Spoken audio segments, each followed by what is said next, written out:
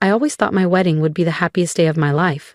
I never imagined it would become the moment I finally showed my family who they'd underestimated. But to understand what happened at that reception, you need to know how I got there. My name is Isela Tran, and I grew up in Austin, Texas, under the crushing weight of my father's standards. Jonathan Tran wasn't just respected, he was practically royalty in the world of real estate, having built Tran Holdings into a powerhouse across the Southwest. Every family dinner was more like a board meeting. Talks of market flips, zoning laws, and million-dollar deals. And always, my older sister Michelle was at the center of it all, his golden child, his sponsored person. But me? I was the artsy one. At least, that's how my father dismissed me when I chose software development over business school. "You're too smart to waste time behind a computer screen," he said. "Coders work for CEOs, Isabel. They don't become them." Still, I followed my instincts. While Michelle took her place at Tran Holdings, I pursued a degree in computer science at Stanford, graduating top of my class at 26, an achievement my father ignored. He was too busy flying to New York for Michelle's promotion to COO.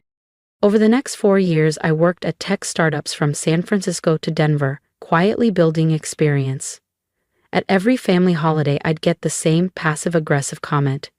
"So, still hopping between jobs?" They didn't know I was laying the foundation for something big.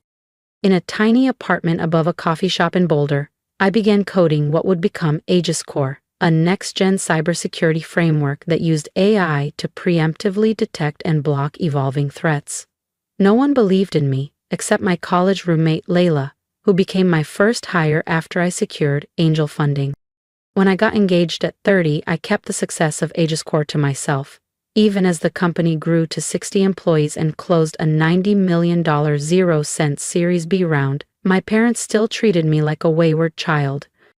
So when my father made a snide remark during the wedding toast, well, at least one of my daughters made it, I took the mic and smiled. "I'd like to thank everyone for being here, especially my investors. Aegis Core just closed a $90 million 0-cent deal last week, and yes, I'm the CEO." The silence was delicious. Michelle dropped her glass. "Now, that was a wedding day I'll never forget." "I don't really get what you're building," Layla confessed as we struggled to assemble cheap desks in our first office. "But I've never seen you this alive." The next 2 years flew by in a haze of late-night coding, nerve-wracking investor pitches, and grinding through setbacks. My company, now called Aegis Core, slowly evolved from a passion project into a rising force in the cybersecurity world. Our first breakthrough came with a mid-sized credit union in Arizona, then a healthcare provider, then, quietly, an inquiry from a federal agency. That was when I knew we were onto something big. But I kept it all under wraps. At family gatherings back in Austin, I still wore the mask of the quirky younger daughter. When my father toasted Michelle's latest expansion deal or her magazine feature, I smiled politely and passed the potatoes. When uncles and aunts asked how my computer thing was going, I gave vague answers like, "It's coming along." Then I met Eli Navarro, an architectural designer based in Santa Fe with wild curls, rough sketches always peeking from his backpack, and a heart that didn't care about surnames or share prices. The first time we met, he thought Tran Holdings was a law firm. "You're surprised," I teased him when he finally Googled my family name. "I am," he admitted. "You're nothing like them. You're real." We fell in love over late-night ramen and sketch pads, dreaming of a life where our work made things better, not just richer. When Eli proposed a year later, with a handcrafted ring and a shaky voice, I said yes without blinking. But of course my father had thoughts. "An architect?" he muttered over steak one evening. "Couldn't you find someone in business with him?" "He's designing the new Civic Arts Complex," I replied. "His firm just beat out 3 national chains." My father snorted. "So a fancy construction worker." "Michelle's husband runs one of the largest hedge funds in the state. That's ambition." I looked at Michelle's husband, bland smile, eyes glued to his phone. And then at Eli, who was helping my niece pick out paints for her school project earlier that day. The contrast was blinding. Planning the wedding became a battleground. My father insisted on turning it into a power lunch in tuxedos. My mother, ever the peacemaker, gave in. Even Michelle, in her perfectly tailored suit, pulled me aside. "Just let him have this, you know how he is," she said. "And it's not like you're paying for it." But I was. Every flower, every seat, every glass of wine, all covered by Aegiscore's profits. They had no idea, and I intended to keep it that way until the reception. If you've ever had to smile through silence while building something no one believed in, hit that subscribe button. Because what happened next, at the wedding, let's just say, the real vows weren't the only thing that left the room speechless. What no one at that wedding knew, not even Eli, was that Aegiscore had quietly gone public just 2 weeks earlier in a massively oversubscribed IPO. My 38% equity stake? Now worth $90 million, 0 cents. And that wasn't even the biggest secret I was keeping. 3 months before the wedding, during one of our routine security audits, I noticed something odd. Tran Holdings, my father's pride and joy, had multiple unpatched vulnerabilities in its outdated cybersecurity infrastructure, the kind my team built Aegiscore to prevent.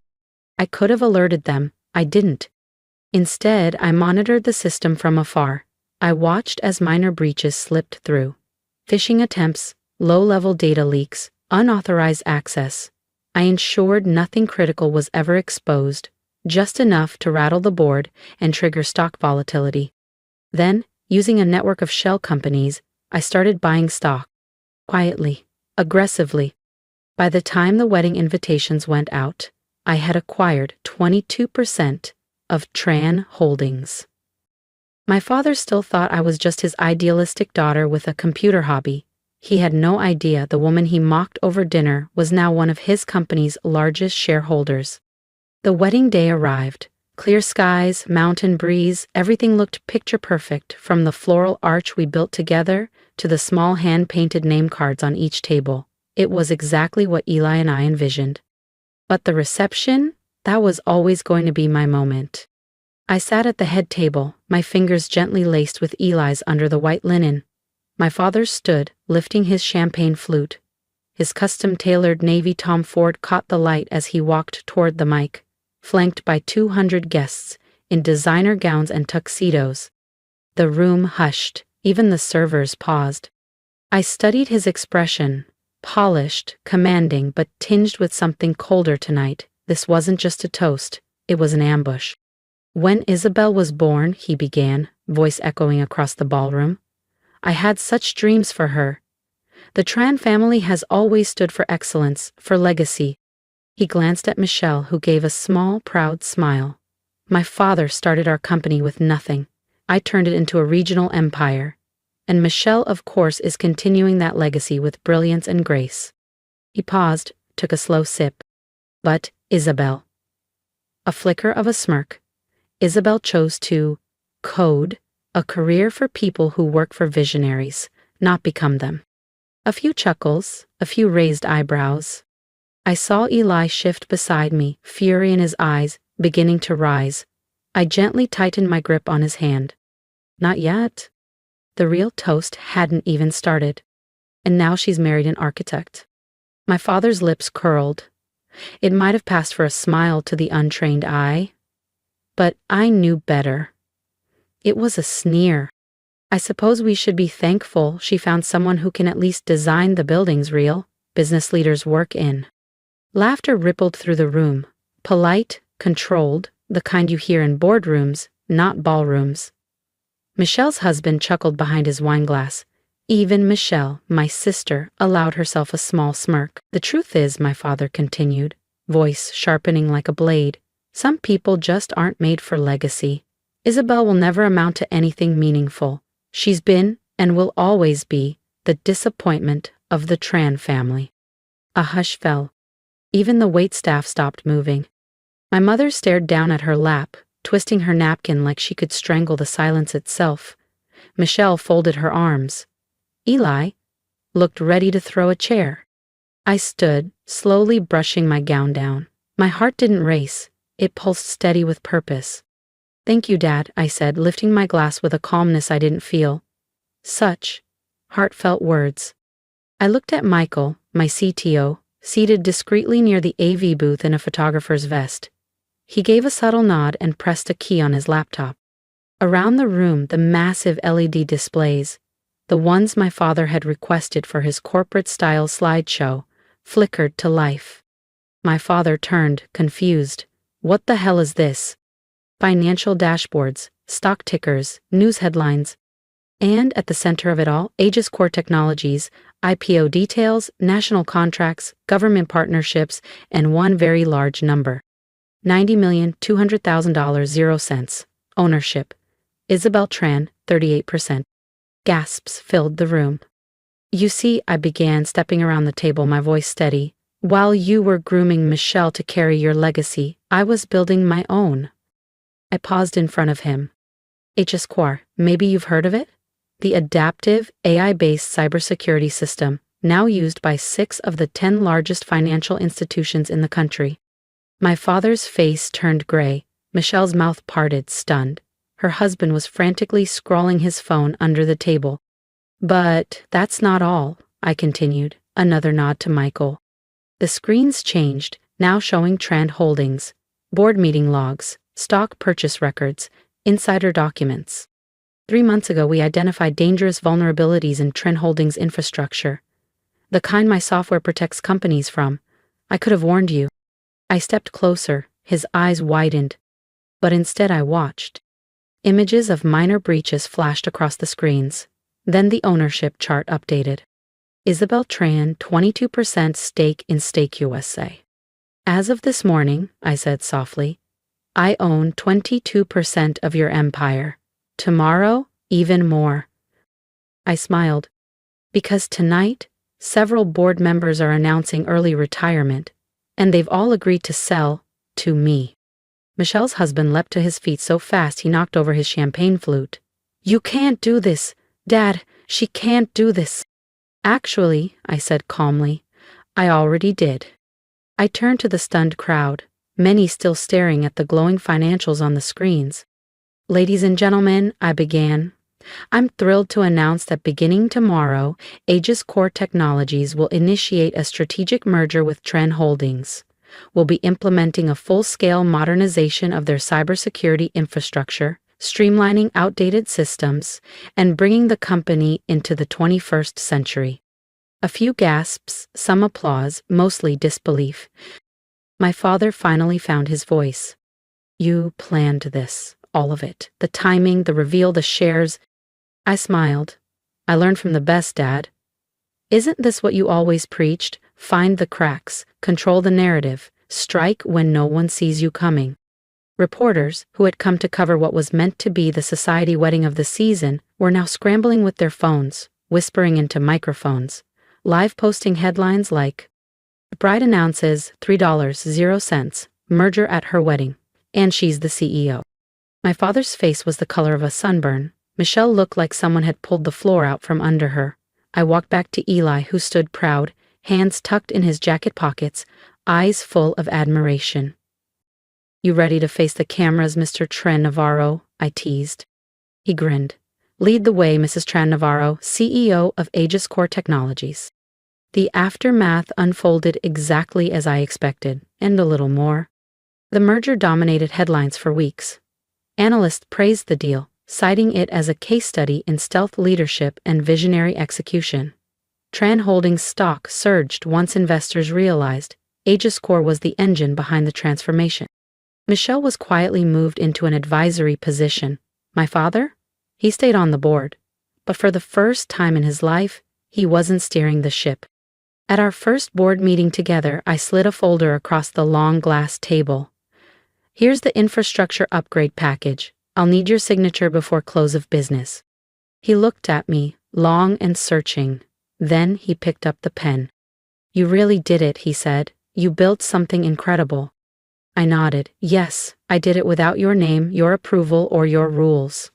And that's the part that still stings, isn't it? He didn't reply, just signed the papers. At the door, he paused. Your mother wants you over for dinner this Sunday. I smiled. I'll be there, and this time, Dad, I'll give the toast. A year later, Aegis Core Transsystems was valued at over $3.2 billion, 0 cents. My father still sits on the board, though now he listens more than he speaks. Michelle found a softer rhythm, running a local nonprofit. And as for me, I rewrote the legacy. And this time, it was one worth inheriting. And my mother? She finally started speaking up at family dinners, not just nodding along, but actually speaking. Eli and I bought a modern penthouse overlooking Boulder's Flatirons, though I kept my tiny apartment above the coffee shop, the one where I built Aegis Core's first prototype. Some nights I still go there. I sit by the old desk, fingers hovering over the same keyboard, remembering the quiet hours when everyone thought I was wasting my time. The media loves to frame it as a revenge tale, the overlooked daughter taking over her father's empire, but to me, it was never about revenge. It was about reclaiming power on my own terms, about showing that success doesn't need anyone else's blueprint. Last week, my father called to ask for my opinion on a blockchain acquisition. "You see things differently," he said. "You see where the world is going." I looked out over the glowing city skyline, from the same corner office he once ruled. "No, Dad," I said quietly. "I don't just see the future, I build it. And that will always be worth more than any legacy he could have left behind." If you've made it this far, thank you for listening to my story. It wasn't easy to share, not the pain, the doubt, or the years I spent being underestimated by the people I thought were supposed to lift me up. But maybe that's why I had to tell it. Because I know I'm not alone. So many of us are told we don't belong, that our dreams are too different, too impractical, too far from the safe path. But I'm here to tell you, you don't need their permission to build the life you deserve. If you've ever been dismissed, talked over, or told your value lies in fitting into someone else's mold, leave a comment below, share your experience, tell me what you're building, what you're fighting for, because your story matters too. And if you believe in lifting up those who've been pushed down, in rewriting legacies and reclaiming worth, hit that subscribe button. There's more to come, more stories like mine, maybe even yours. And remember, sometimes the best revenge isn't revenge at all. It's success on your own terms.